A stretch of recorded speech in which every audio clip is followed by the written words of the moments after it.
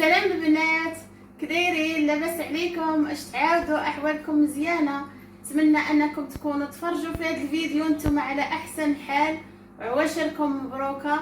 اليوم ان شاء الله غنعطيكم واحد الوصفه اللي غتهنيكم من الكحه، يعني السعال. بالنسبه للناس اللي كيعانوا من السعال او الكحه، هذه الوصفه مجرباها انا غتهنيك من الكحه بصفه نهائيه ان شاء الله، وغتتبعيها وغتردي عليا في التعاليق ان شاء الله كيفاش جاتك هذه الوصفه. وبالنسبه للبنات، هذه الوصفه راه المقادير ديالها ساهلين وموجودين في كل بيت، وانا دابا غنقول لكم المكونات ديالها اشنا هما.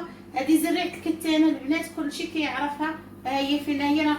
غنوريكم غير غنوريكم المقادير شنو في الاخر، نعطيكم القياس ديالهم. هذه زريعه الكتانه البنات راه كلشي كيعرفها، حنا في المغرب كنقول لها زريعه الكتان، وفي البلدان الاخرى كلها كيقول لها السميه ديالها.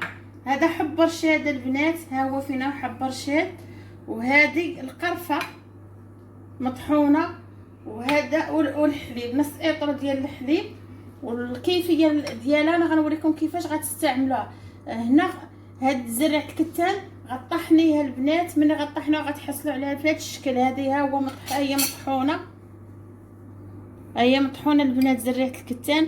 ودابا ان شاء الله غنوريك طريقه استعمال ديال هذه الوصفه كيفاش غتستعمليها. اول حاجه البنات غنديروا الحليب يفيض، نص لتر تاع الحليب البنات غنديروه يفيض. ومن البنات كنديروا الحليب كيفيض كنديروا معالقه صغيره بهذا الشكل هذا، معالقه غير صغيره بهذا الشكل هذا كتفيض مع الحليب. ها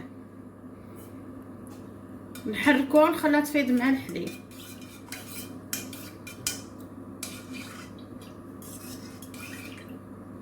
ومن يطيب الحليب البنات يفيض نتلاقاو باش نكملوا الوصفه.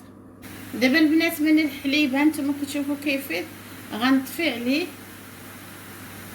مباشره. هانتم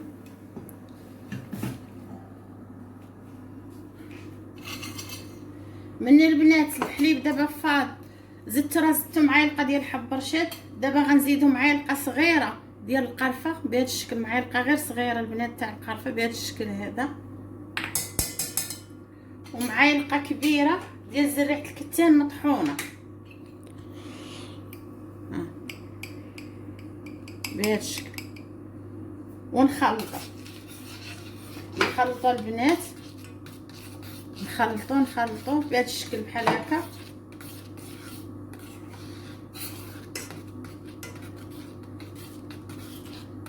نخلطوا تتناسق القرفه مع زريعه الكتان، ونخلوها واحد المده ديال 4 دقائق حتى 5 دقائق، ونصفوها ونشربوها في الليل البنات. منين نبغوا نعسوا كل ليله نشربوا كاس. حركيها البنات بهذا الشكل بحال هكا حتى القرفه تذوب في الحليب هي وزريعه الكتان مطحونه. نعاود لكم المقادير. مني فاض الحليب البنات زدتو معالقه كبيره ديال زريعه الكتان مطحونه ومعالقه صغيره ديال القرفه. دابا غنصفيه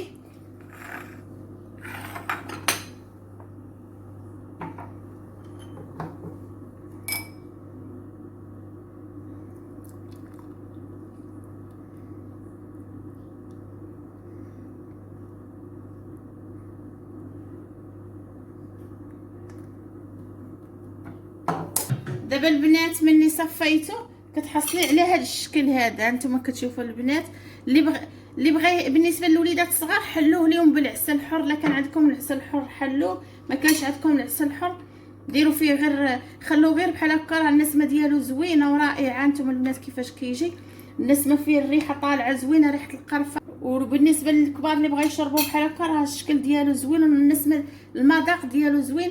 هذا هو الشكل النهائي ديالو. ودابا ان شاء الله غندوزو الوصفه الثانيه. بالنسبه للكحه، بالنسبه للبنات الكحه، هذا الحليب غيهنيك نهائيا من الكحه، وداكشي اللي غيخرج من الصدر ديالك، داكشي اللي كان مخزون ديال البرد وداكشي غيخرج لك من الصدر ديالك. ما تخافيش، غينقي لك الصدر ديالك مزيان من البرد ومن الاوساخ اللي كيكونوا في الصدر.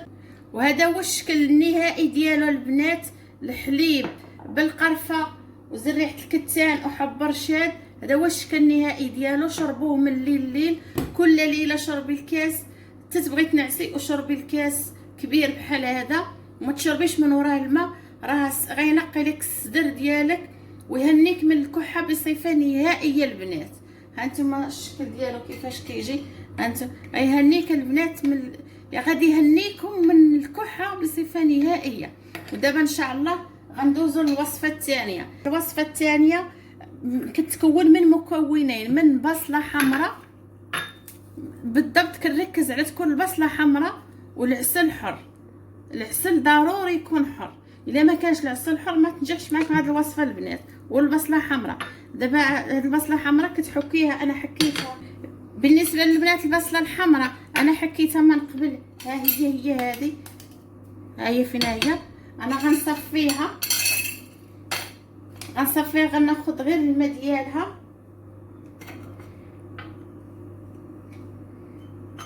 ونتلاقاو ان شاء الله.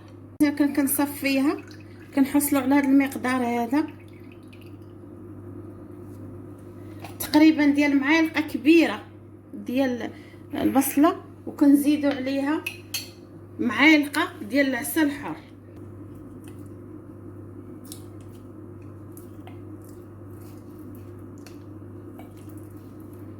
كنزيدوا على البنات معالقه ديال العسل الحر بهذا الشكل هذا، هانتوما كتشوفوا. كندوبوها مزيان. انا ندوب العسل في البصله وغنتلاقاو مع الاشكال النهائيه ان شاء الله. ودابا البنات مني زدت العسل الحر لهذيك المعالقه الكبيره ديال البصله اللي صفيناها، كنحصلوا على هذا الشكل البنات. كتذوب كتجي على هذا الشكل حتى هي راه هي مجهده شويه، حتى هي كتشرب من ورا الماكله بالليل وتنعسي. وهذا المشروب ديال الحليب وزريعه الكتان والقرفه وحب رشاد تا هو بهذا الشكل. هذه هي الوصفه ديالنا ديال اليوم، ونتمنى انكم البنات تجربوها وراه غتعجبكم ان شاء الله وتهنيكم من الكحه بصفه نهائيه. بالنسبه للبنات الاشكال النهائيه، هذا هو الحليب بحب رشاد والقرفه وزريعه الكتان مطحونه، وهذا هو العصير ديال البصله والعسل الحر. هاد المكونين بجوج، هاد الوصفتين بجوج ان شاء الله غيهنوك من الكحه بصفه نهائيه. مني غتبداي تشربيهم وغتتبعيهم النهار الاول والنهار الثاني والنهار الثالث، غتبقى هاد الخصان هاد الوصفه غتبقى تخرج لك داك البرد اللي كيكون في الصدر ديالك. ما تخافيش وتبعيها ان شاء الله وراه غتهنيك من الكحه بصفه نهائيه. ونتمنى ان قبل ما تخرجوا البنات شجعوني بلايك وديروا بارطاج الفيديو وديروا ابوني اللي مازال ما داش ابوني دير ابوني ولايك لايك لايك. وعواشركم مبروكه وبسلامه عليكم.